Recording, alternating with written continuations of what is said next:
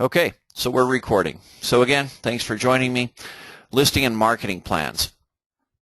Before I get into this, and I should probably stop the recording, but I'm not going to. I'm going to let it roll. I want to show you guys something that you should probably be aware of. This was a scam alert that one of my agents brought to my attention yesterday. I've posted it here on my office news with my Wolf Connect system, but I want to read this to you if you're not my Facebook friend. I received 2 emails recently, both from different people, but they had the same message. My name is Joanna. I'm looking into buying a home in your area of expert and need a real estate agent to put me through. I am very busy at the moment. Please send me an email if you are able to assist in acquiring this home and send the listings I'm interested in looking at. Thank you, Joanna. It obviously looked odd to me, so I replied vaguely, just asking what kind of a house they were looking for. I didn't think it any harm because I didn't click on anything and they already had my email. They sent something back with a link to Google Doc that I didn't click on. Yet somehow the next day, one of my buyers received an email from my actual email address telling them they had to wire more money to the title company for the transaction to happen. The scarier thing was that the email they received even had the property address of the home we're under contract on. I don't know how they knew that unless they were somehow browsing through my emails. I looked under my Gmail account settings and sure enough found under devices and settings that a computer had logged into my account from Cape Town, South Africa. I guess I'm not totally sure if it was from that email, but that's the only suspicious thing recently. Maybe worth letting others know to watch out. I'm a bit terrified now because I had a Google Doc that had all my accounts and passwords on it. I thought I'd bring that to your attention. On your Google account, I think you can set it up so that it verifies other people logging in, like a second user verification or something. Anyways, that was something I thought important that I would bring up to you guys as new information. All right, let's go ahead and get started with our training today.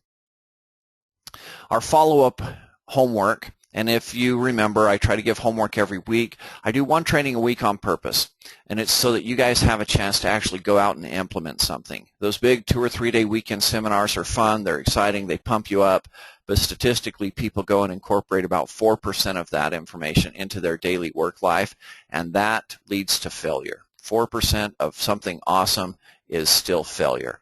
So we don't want to fail. We want to be in the top 10% of agents. That means we need to be incorporating a lot of what we're learning if this is good information, and hopefully it will be for you.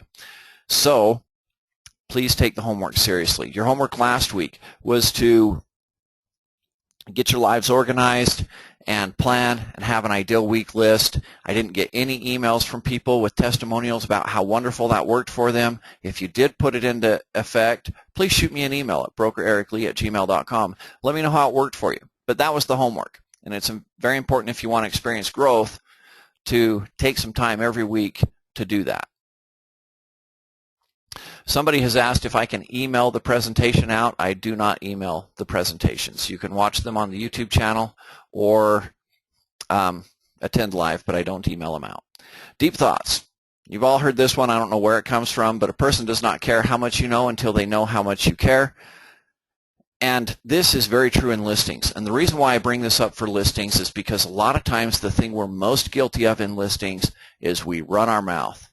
We print out a great big, really fancy colored listing report that, I don't know, I've seen them fully bound, with spiral bindings. It probably costs $20 to just print the report out.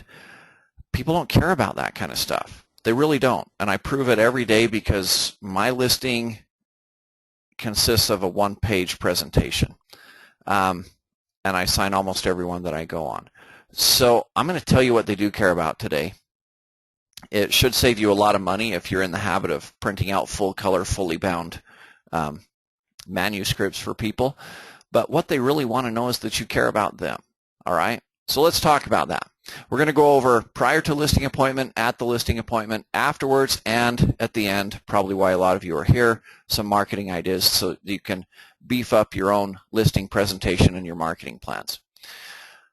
Some of the resources you have available. We do have a really nice listing presentation available for you on the Equity Archive. I think it's available now on eQuickie. I'm not sure how you pronounce that, eQuickie, whatever.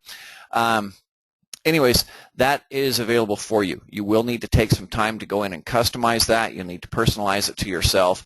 I think the presentation that we have, we collaborated as brokers and put together everything that we liked, which made it a little bit long in my opinion. You've got to be able to deliver it in a timely fashion, and including every source of information doesn't lead to that. So you'll need to customize it and make it your own. Binders, that's kind of old. I used to always encourage people to have a 3-ring binder. Probably this is the first week I'm going to steer away from that, just because of the new programs that we have where you basically have your binders online with dotloop, where everything can be organized. You can be very professional without being overwhelmed with a bunch of loose paperwork. In fact, we shouldn't hardly ever be dealing with loose paperwork anymore. And then your 24/7 Mobility RE hotline is something that you have as a free resource. And of course, we've added a whole bunch more, which I'll talk about here through the presentation. All right, let's talk about prior to the listing appointment. What do we need to do to get prepared to go out and meet with people? Well, we need to become the expert on their house. The first way to do that is we ask them questions to see what they know about their house. And they're going to tell us it's 2,500 square feet. They're not really sure what the square footage is, and it has 5 bedrooms and 3 bathrooms. They don't know the difference between a half bath, a 3/4 bath, and a full bath. And a lot of times they're calling bedrooms things that aren't bedrooms, that don't have windows, they don't have closets, but they've stuck a kid in there because they needed to, and so they call it a bedroom. And that's fine. That's their information. That's what they understand about the house. We want to find that out from them. So if I'm talking to somebody that's considering selling their home, I just want to ask them some of these questions over the phone. And if you don't know what questions you need to be asking, go to your MLS software and see what kinds of things, what kinds of information it needs to do a CMA, a comparative market analysis. So it's going to need bedrooms, bathrooms, square footage. Is there a garage? How many bays does the garage have? That kind of information. So we're going to get some detailed information about the house. The next thing we're going to do is we're going to check the MLS for past listings. Now usually I go into some detail on how to do this, but I'm not going to do that today. I'll just kind of summarize it for you here because there's some other things that I want to cover that's new information. But on the MLS, I have agents quite often call me up and they say, I can't find this home on the MLS. I know it's been listed before. I even saw it before, but now I can't find it in my search. So how do I find past listings? Well, there's a couple of things, rules of thumb, that you need to follow. Number one, you need to account for user error. And that is agents that are busy, that are sloppy, that don't know what they're doing, and also secretaries that are busy, sloppy, and don't know what they're doing. Information on the MLS is not always 100% accurate. Sometimes even city boundary lines change. I've seen homes right on the boundary line from one city to the next, and that boundary line might change. And so a couple of years ago it was listed and the home was in Kaysville, and now today it's in Layton, just across the border. Those things have been known to happen. So what I want to do when I'm checking for MLS past listings, I want to be a little bit vague. I know the house number. That probably hasn't changed. So I'm going to put in the house number. I'm going to include a historical search because our MLS defaults to the last 12 months. So if I want to see anything earlier than 12 months, then I've got to include a historical search, and that'll tell me the whole history of the MLS. And I want to see if there's ever any record of this home being listed. It has actually happened that people do this search and find out that the home they're about to go on a presentation is currently listed. And that should be a big warning sign to you. But regardless, I don't care if it's active, under contract, sold. I want all the information I can get right now because my goal is to become an overnight expert on this property. So I'm going to go search the MLS for past listings. I'm going to pull up those MLS reports, and I'm going to scan through them to see if there's discrepancies, and there almost always is. The square footage is very rarely the same from one MLS listing to another. Different agents post different square footage. I just listed a house where it was about 400 square feet off, and it wasn't a huge house, so that was a big difference. That was almost 25% off of where it was the last time it was listed. I've seen homes listed 1,000 square feet off, which is a pretty big difference even if the home is a big home. So you got to look for as much information as you can and understand that the MLS is not the gospel. It's not going to be 100% accurate, and it's not wholly true either. So be aware of that going into it. The next thing we want to check is title. Usually you can give your title company a call and say, I want we call it a property profile report. If that's not the same lingo in your area, just ask the title company if there's some quick and dirty report they can give you that will tell you the owner's name, the lot size, things like that. The reason why you want to know this stuff before you go out on the appointment is because if you were with me a few weeks ago when we talked about some of the challenges, the pitfalls that real estate agents get in, this was one of them.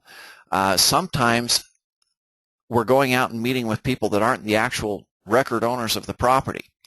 And that, of course, is problematic because you don't have a valid listing agreement. So we need to meet with all the owners of the property, and especially in divorce scenarios, it's good that you know that going into it because you'll eventually need to get both parties to sign, and usually if it's a divorce, they're not both sitting there at your listing presentation. You're probably going to have to do 2 different presentations to get everybody on board with you. So check title. That gives you some more information. So between these 3 things, we can have really pretty good information about the home before we get into it. So our next step is to start preparing our comparative market analysis. Some of the ingredients that this needs to have include your marketing plan, which we'll go into a lot of detail later, a market analysis explanation. If you sit down and start using realtor lingo, which if you're an experienced agent, it's hard not to, you sit down and start saying, here's your CMA, and they don't know what that stuff means. So you need to take a step back and explain this is a comparative market analysis. It is a sample of the other properties out there that are currently for sale, that are under contract, and that are sold. I personally don't include expired listings in my reports because I don't think they give us valuable information. But here's a sample of the homes surrounding you that are comparable to your homes that a buyer might look at. And I'm going to give you guys a quick heads up on this. I should probably add a whole training on this because I have people do this, in my opinion, wrongly all the time. Appraisers. When an appraiser goes out to value a property, they find 3 comps. Okay? They are not operating like we are. This is very important for you guys to understand because number 1, I think it helps you do a better job. Number 2, I think it takes some of the pressure off of you to get an exact number. And number 3, I think you do a better job. Yeah, I mentioned that twice on purpose. Here's why. When an appraiser goes out to appraise a property, guess what? He has a purchase contract telling him what target he has to hit. And all he has to do is see if he can bracket that. He's going to try to get one a little bit higher, one a little bit lower, and one close to right on the dot. That's all he has to do, is see if that purchase price is justifiable. His job isn't to tell you if that's the best market value for that home or not. But I have realtors all the time. In fact, probably 9 times out of 10, a realtor is going to try to be like an appraiser. They're going to only find 3 comps. And how do you know which comps to choose? If you're a brand new agent, you make the rookie mistake of picking the 3 highest comps. You haven't been out to the home a lot of times. You don't know if it has granite countertops, if it has travertine tile and all the extra crown molding and all that stuff. You don't know that. You don't know if the yard's in good shape. You might get out there and it's got holes in the walls and dog poo in the corner. I've seen basements filled with dog poo 3 inches deep. That's not going to be using the 3 highest comps. There's some crazy stuff out there that we run into. And so how do you know which comps you're supposed to use? So if I pull comps on a typical home, I'm going to find a price range of $60,000 to $100,000, meaning there are homes in that neighborhood, plus or minus 5 years of age, roughly the same size, and the price range is huge. $60,000 to $100,000 difference in what these homes are selling for, because those things matter. The details of the home, the condition that it's in, those things matter, and they matter in a big way. And so how can you, prior to going out on your listing, nail it down to 3 comps? You just can't. Okay, and I don't think it's right to. I think agents that do that are kind of grinding their own axe. They have an agenda. They want to, again, it's a rookie mistake to give them the 3 highest comps, because then you've convinced somebody that their home is in a quality level to the very nicest homes around, and it very well may not be. And you've done yourself a disservice. The home will not sell. You'll have dissatisfied clients. You won't have any commission, and who cares if you got the listing if you don't get any commission?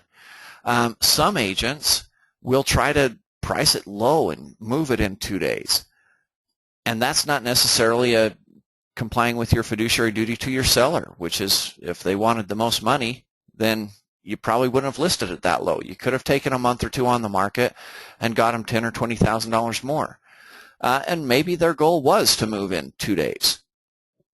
But either way, when I'm looking at subject property and comparable properties, I'll include at least 10 if I can. Okay? And I'm not going to print out a full info sheet on all 10 of those, because that's going to give my client information overload and it's going to bog them down.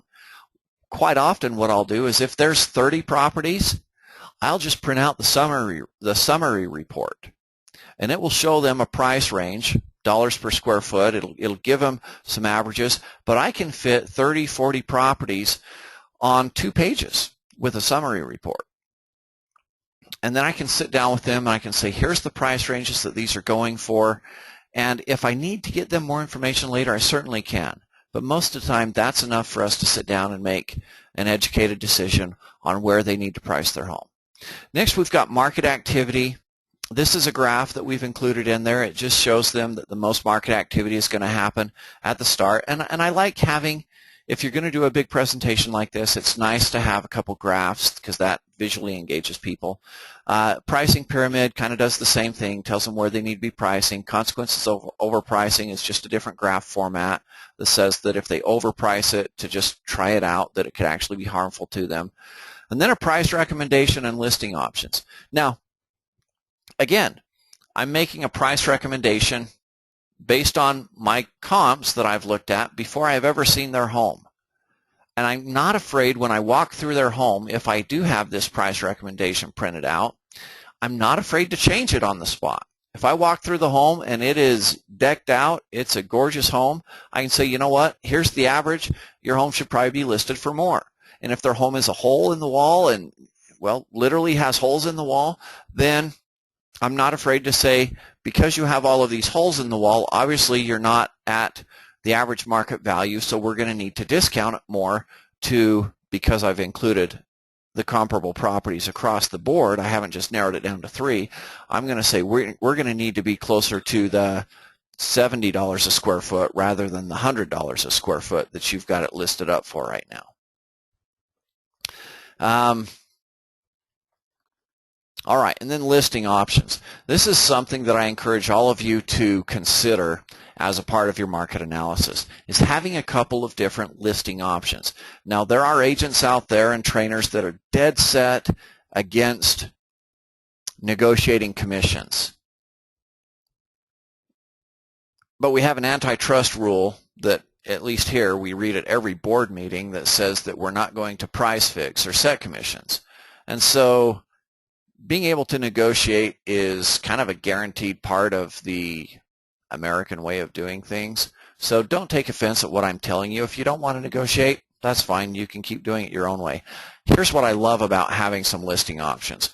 When I sit down with a client and I go through my market analysis and we're talking about their home, and at the end of that I can say, so here's the cost. We have 3 different options you can choose from. I have a lot of clients that like to be spoiled.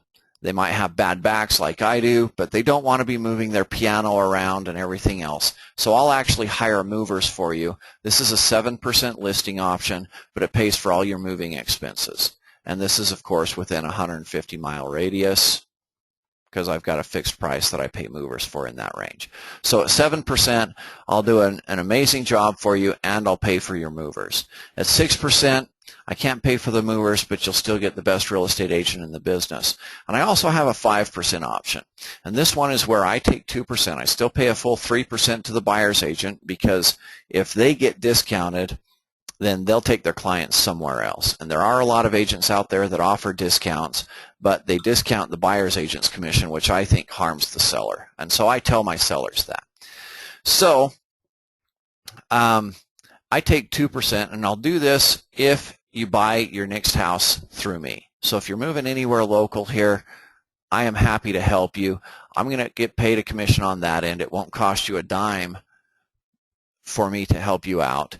And I actually have with me an exclusive buyer-broker agreement. So they'll sign an exclusive right to sell agreement and an exclusive buyer-broker agreement with me on the same night. I've picked up 2 clients one night. Yes, I do discount a % for that.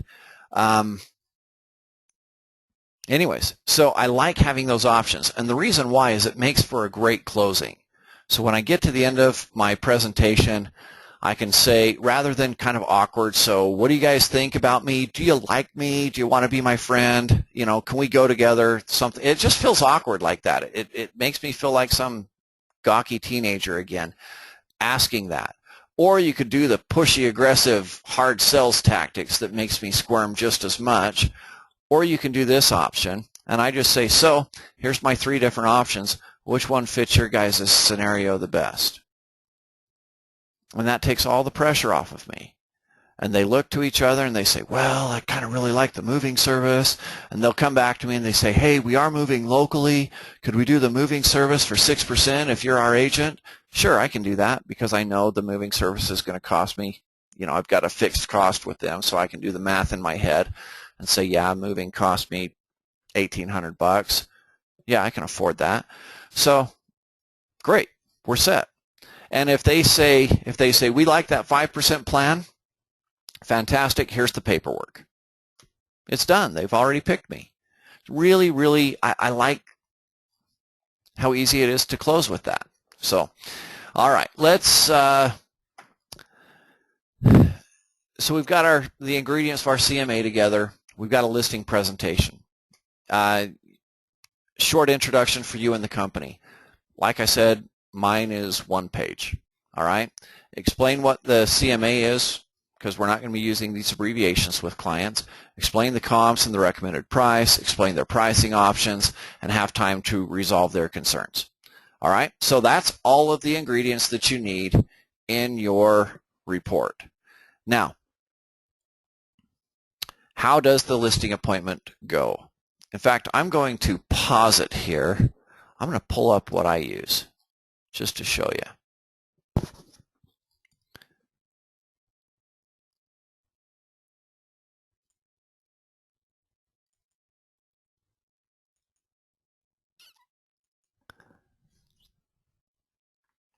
Okay, I've got it coming up here shortly.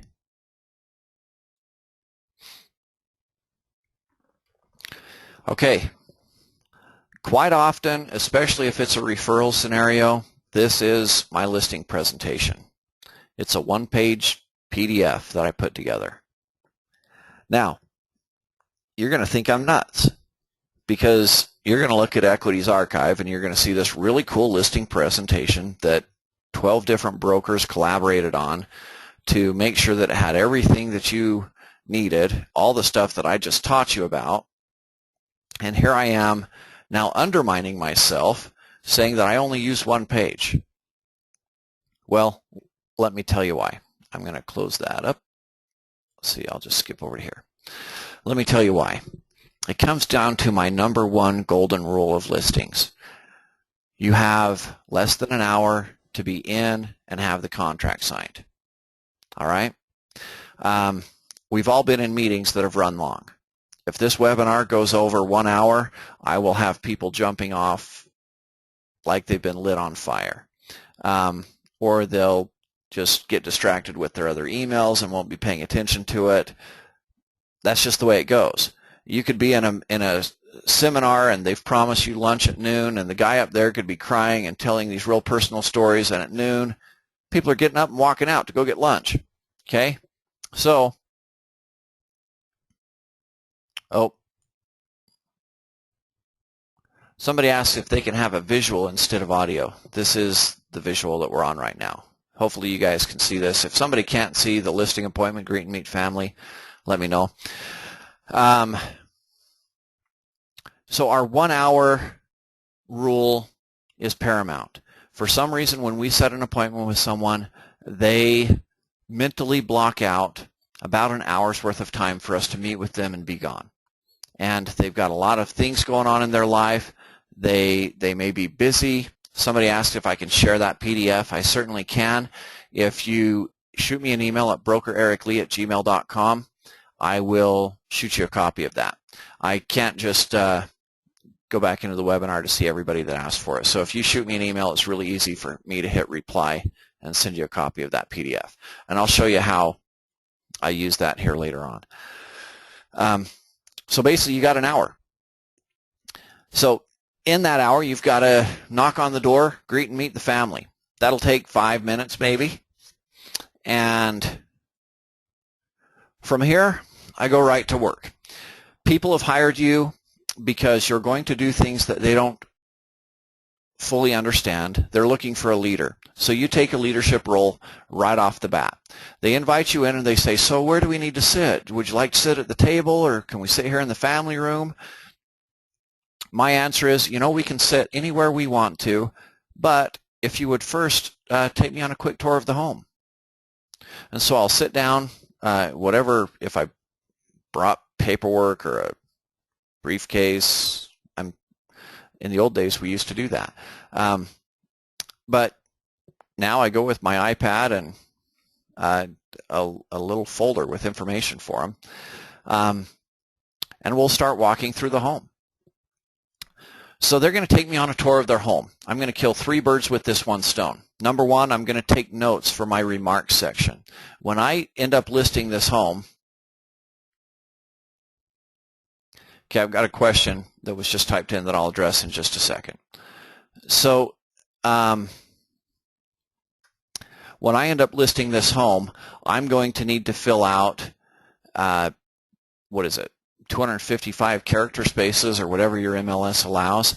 I'm going to need to fill out some character spaces that will, make the property look nice. Charming bungalow nestled into the Auburn Hills, whatever. Okay, I'm not going to want to wax eloquent and use up some of my precious 60 minutes that I have with them tonight in doing so.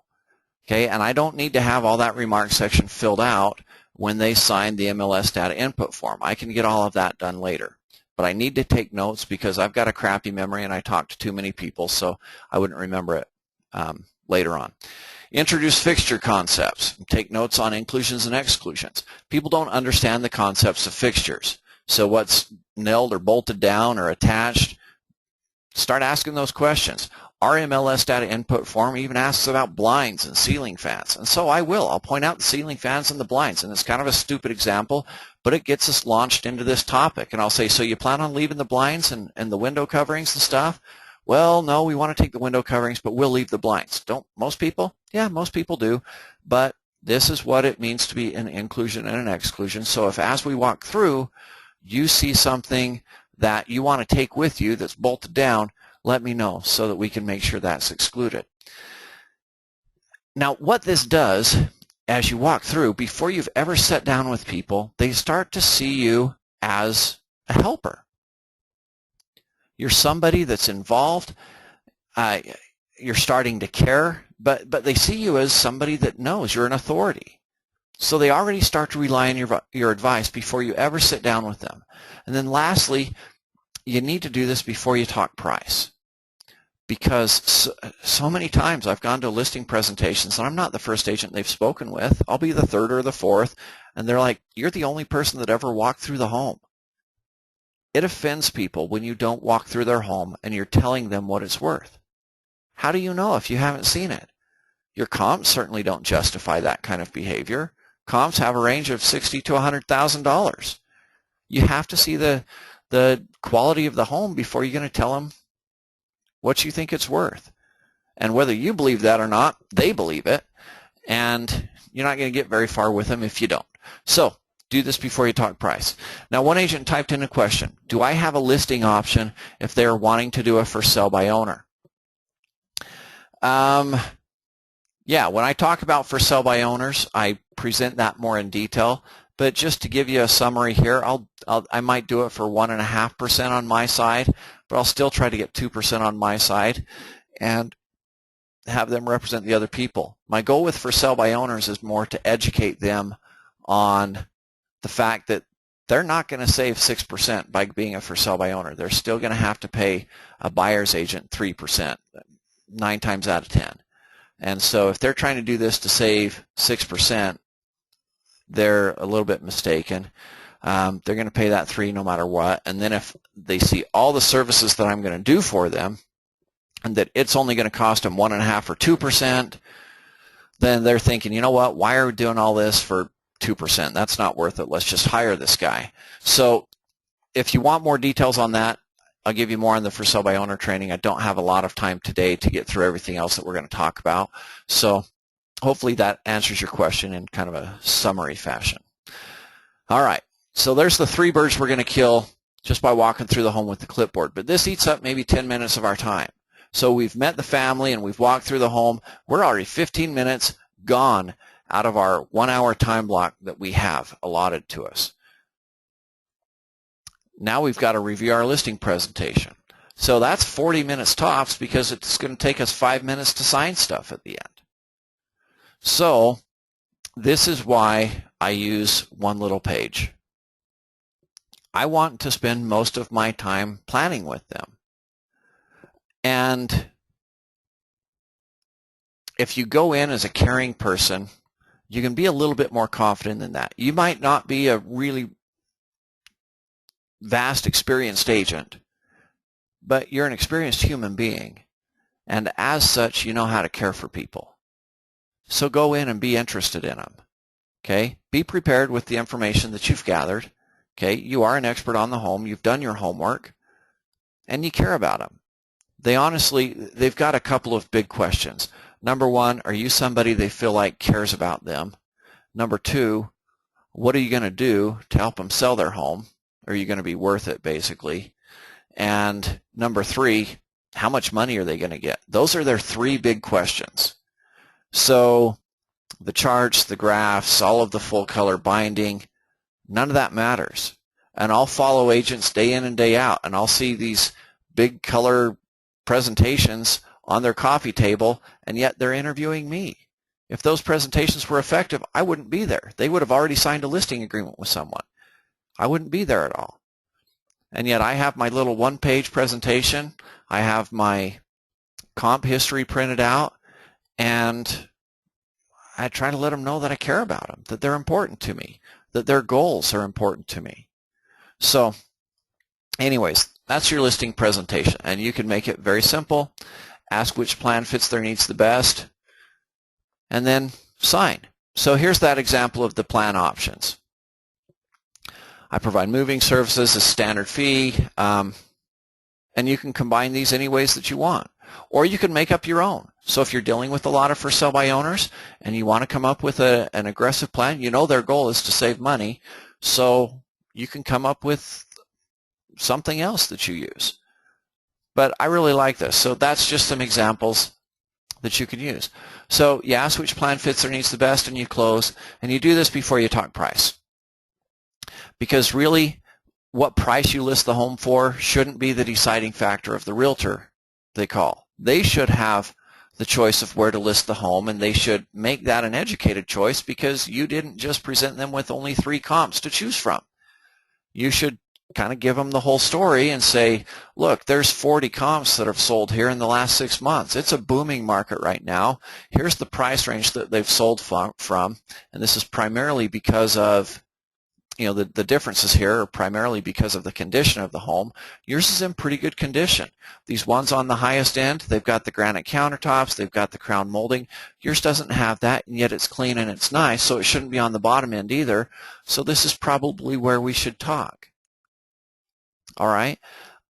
I'll have them commit to me that they're going to hire me on as their agent, and then I'm like, all right, let's look through all of this paperwork and and let's pick a price that we can move ahead with. But they've already committed to me before we decide price. All right. All right. That's just more of what I just talked about. Let's talk about post-listing appointment. Oh, by the way, signing. So when I ask them to sign, I've got a 3-page exclusive right to sell listing agreement. It's initials on 2 pages, a signature on the last page. I've got my seller's disclosures. I'm just going to leave that with them. I don't need to wait a half hour for them to fill that out in front of me tonight. Leave that with them. I can pick it up later. I've got my MLS data input form. I've got my notes. I can fill out the MLS data input form. I found a record of it on the MLS previously, so I had them, I walked through the home, but I could actually have them look it over and say, hey, have you guys done any changes since you bought the home? No? Okay, great. Well, I'll pull most of my information from here. On my MLS data input form, I'll fill in the price. We'll pick the price of $300,000, $299,900, whatever, and have them sign it. Other than that, it's completely blank. I've got a 5-page MLS data input form with a price on it, and they've signed and initialed 4 pages, and I'll fill in the rest back at the ranch. I don't have to sit there for hours doing paperwork. That is really just for me. So that's why I can sign in 5 minutes. I don't need hours to sign stuff. All right, post-listing appointment. We're trying to streamline our activities here so that we can handle more clients and not run a shuttle mission back and forth every day to these people's property. So at the end of me signing with them, I'm like, okay, here's the homework that we need. I need a key so that I can put it in a key box. And sometimes they'll have a spare one. Sometimes they'll have to go get one made. But I need a key. I need the home ready for photos. And so I can walk through with them and I can give them some ideas. And again, I can do all of this after they've committed to me. Once they've signed that exclusive right to sell listing agreement with me, if they want me to take more time with them, I'm happy to do so. And staging the home, walking through, giving them ideas about what to clean up, but very rarely is a home in photo condition the night I sign that listing. So I want to set a time in the next few days when I can get out and take my photos. So let's have a copy of the key made. Let's get the home ready for photos. I'll get my sign and lockbox, and I'll be back in 2 days, and we'll get it all done then. Okay? So that way I'm making 1 trip for my appointment, 1 trip to get everything set up. Then I get back, I get everything loaded into the MLS, the photo tours, everything else, mark it in every way that I've agreed to, and then we submit our packets into Equity within 3 days. So let's talk about some of the marketing tools that will help you guys beef up your listing presentations. We've mentioned the listing presentation. There's Toolkit CMA, which is something that it's a subscription service that we provide for you at a discount if you want to use it. I don't necessarily recommend. I have used it, but I don't think you need to. Advertising tools. Discounts with newspapers. If you run stuff in a local newspaper, if that's something that's beneficial to you, talk with your broker because usually we can negotiate a company discount. Postlets.com. You can get free accounts there and develop flyers, which you can then post to other websites like Craigslist. Craigslist.com. You can delete old listings and repost each week. I recommend doing this on Thursday mornings because most people are shopping on Fridays, and these systems are a last in, first out model. In other words, the last posting to be made comes up first in people's search criteria. So if you've posted it on Craigslist and then just let it sit, very quickly it's buried 10 pages down and nobody ever sees it. So delete your old listings and repost them each week, again, so that they come up high on people's searches for the weekend. KSL.com. I don't know if you're aware of this in Utah. Now, KSL is our online paper, and we get a ton of hits for it. So if you've got something like this in your area, you want to plug into it. In Utah, we're doing this for you. And all of the leads will go to your ProAgent website, which we also provide for you for free. So be aware of that. But you can run your own ads. You just can't have the same tagline as what we're doing. So, and I don't think you need to research that. It would be pretty odd that you would have the same tagline. If you want to hire a professional photo tour, again, let's talk to them and negotiate a discount with them. But we've negotiated discounts in the past with companies like Spotlight Tours. And if you go now to your Mobile Wolf, let me find that. Where did it go? There it is. Okay, so if you go here to your Mobile Wolf desktop, over on resources at the end, there's a business directory. So you can click on that and you can see some of the different resources and providers listed down here and see if there's some there that can help you out with photo tours or things like that. We provide you with the free website. You've got the Great Pro Agent website. Make sure that you're showing people that. Yahoo Classifieds can get you some free advertising. There's lots of ways to get free advertising. Newsletters sent out every month. You can highlight your listings and buyers.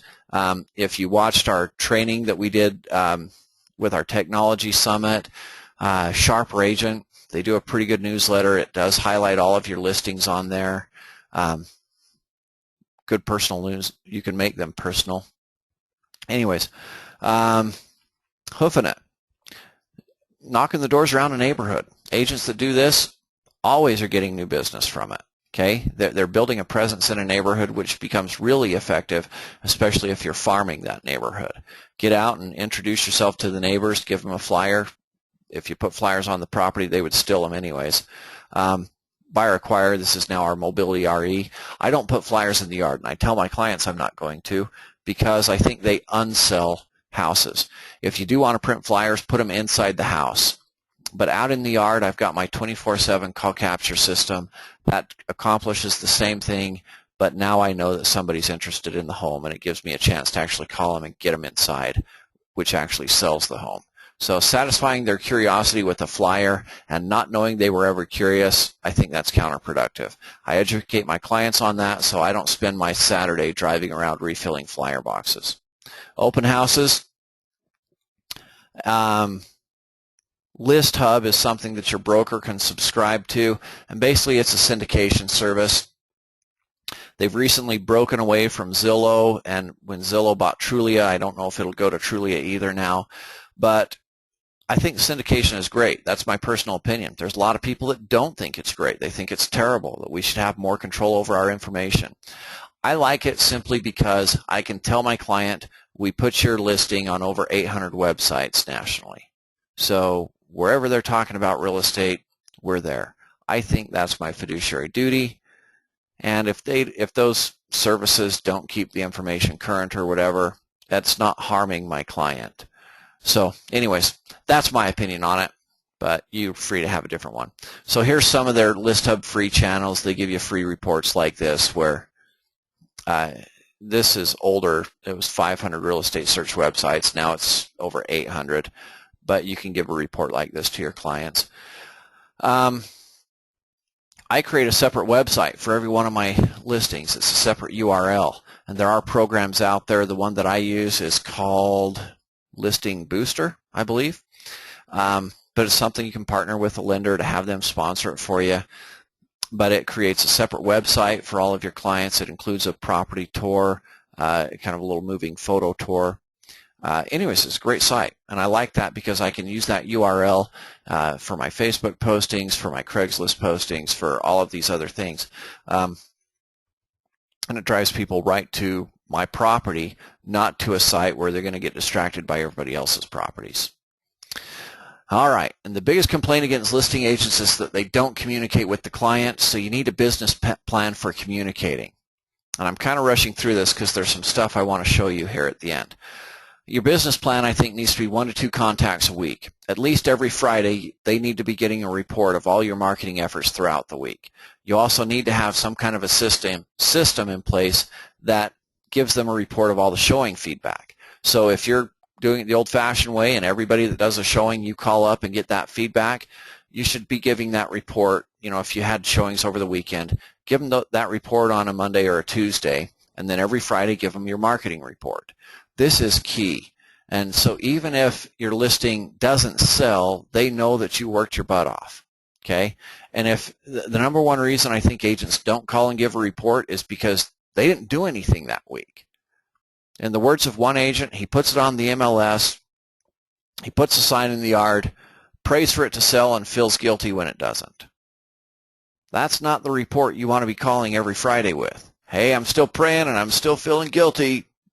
Hoo-ah. That's not what we do. So now with this list of stuff, let me go back a little bit. With this list, there's a lot of things that you can show people of value. And this is where I want to take you to, where am I going? Dotloop. Okay. Dotloop is this new software that we're providing all of you. I want to give you an example of what I've done in my office. Now I've got an assistant. She acts as a transaction coordinator for my office. And so any good idea that I have for a listing, if I see something on Facebook and I think, hey, that's a cool idea, I should do that, I can come in here and add it to our task list. And then we can apply this task list to all of our listings. So attend closing, that's an A because the agent has to do that. Send a just listed postcard campaign to George Coleman. EO just means it's for Eric only. This is something for me. Hold on a second, I've got a question typed in here. Do you know a percentage of listings sold by listing agents versus buyer's agent? MLS doesn't have the info. I don't. I've never seen those statistics of how many listings are sold. If you're asking if they're double-sided, where the listing agent sells it without a buyer's agent being involved, I don't know. I would imagine it's a pretty low number, though. So let me show you really quickly what I do for all of my listings. And when I sit down and I show this to a client, which is basically my little one-page summary that I showed you, this right here, okay, I've tried to summarize my key points on this. So I can walk through the home with a client. We start talking about what their needs are, and that's where my focus is. My focus isn't on me. It's not on some silly full-color presentation that I've put together. My focus is on them. We're talking about them. We're talking about their needs. They've got the three big questions. What am I going to do for them? So is there value there? How much money is that going to yield them? And I guess, am I trustworthy? Do I care about them? So I can do all of that without big fancy presentations, but they do need to know those things. So what am I going to do for them is a key part of it. It's a key part of that other question, do I care about them at all? It's also a key part of, am I going to get them top dollar for their home? So this is where I put a lot of focus, is on what I'm going to do for them. So we chat for a while. I let them know this is my marketing plan. Let's pick a number and go to work. So we post the listing on KSL. We repost it every 2 weeks, which is the soonest KSL allows. I do a just listed postcard campaign. I partner with George Coleman, who's one of the sponsors for this training. It costs, we split it. So he's on the postcard, I'm on the postcard, makes it legal. We split the cost. It's 31.5 cents per postcard, and that's shipping and everything. Okay, I don't have to lick stamps. I don't do any of that. They've got some great systems. So find a lender, or if you're local, give George a call, or whoever that you can partner with. But there's some great things that you can do. I have a showing service. So because I keep pretty busy, they handle all my showing calls from 8 a.m. to 8 p.m. They also automatically get feedback on the home. So that's how I get feedback that my client sees. I get some reports from ListHub, which I had mentioned to you, that I can then forward on to the client as well. I mentioned that I create a personal web link. I email a copy of that to the client. My assistant does it, and I get CC'd on it so I can see a copy of their web link. I email my client info on the centralized showing service so that they know this is who's going to be calling them to verify showings, and that they also have access to 24/7 reports on showing histories for feedback. Post listing to Craigslist. Some of these activities reoccur. They're reoccurring tasks every week to every 2 weeks. I send my client out a little 5-page staging report, tips for preparing and showing your home. I send them a little 1-page PDF with a summary of all the marketing websites we use. It just says we're going out to over 800 websites. Here's some of the biggest ones you might recognize. Every week they get a weekly update, and that's a list of about 40 to 50 postings that we've made on their behalf that week. And they've got all the links that they can click on and see. It includes a copy of the MLS report so they can see all the traffic from the MLS. They get that every single Friday that comes to them.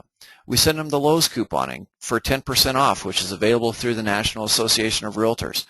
that if they have some repair work they need to be doing, there you go, you got 10% off.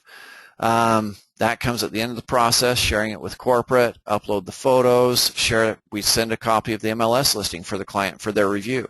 Remember, I didn't take hours sitting down with them going through the MLS data input form, filling that information out.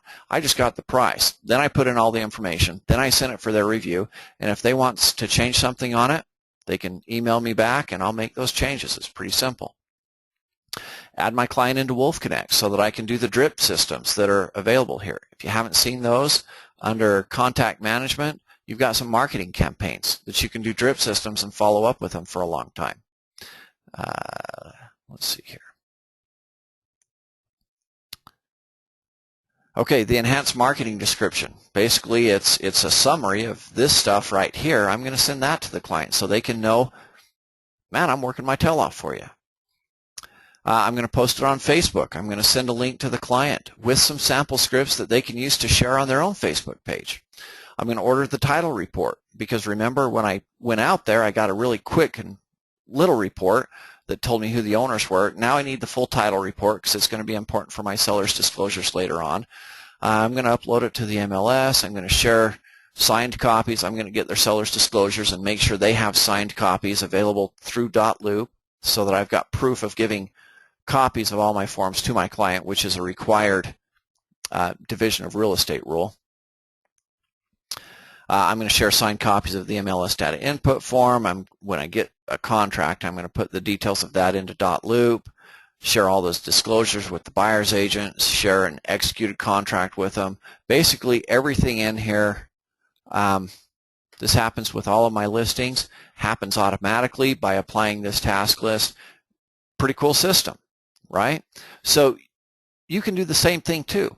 You've got the software, your broker can create these templates for you, you can apply them. It's a pretty slick deal. Let's go back to our presentation. All right, so that's kind of a summary. When you're doing all of that stuff, it gives you a ton of stuff to report on Friday. And the magic of this is threefold. Number one, you actually, when you're doing all this kind of marketing, you do sell more houses. You are reaching more people. I've had people flying in from out of state, which never used to happen before me, or before to me when I wasn't doing this kind of stuff. Okay, but the marketing is getting out there. People are flying in. When they fly in, quite often you're double-siding it. So you're selling more listings. In the event it doesn't sell because it's overpriced or they just haven't cleaned it up enough, it's not in good shape, regardless of what the problem is, they don't blame you. And that's awesome because you can get great referrals from people that aren't blaming you for their home not selling. So if it sells, they give you referrals. If it doesn't sell, they give you referrals. They still think kindly of you. Nobody goes and signs a listing with somebody else. If it expires, if it didn't sell, they don't hire anybody else because nobody else works as hard as you do. Nobody else communicates as well as you do. You are worth your money, and they know it because they get a massive report every week that just blows their mind. They see a ton of stuff happening. So here's your homework assignment. Review your listing presentation.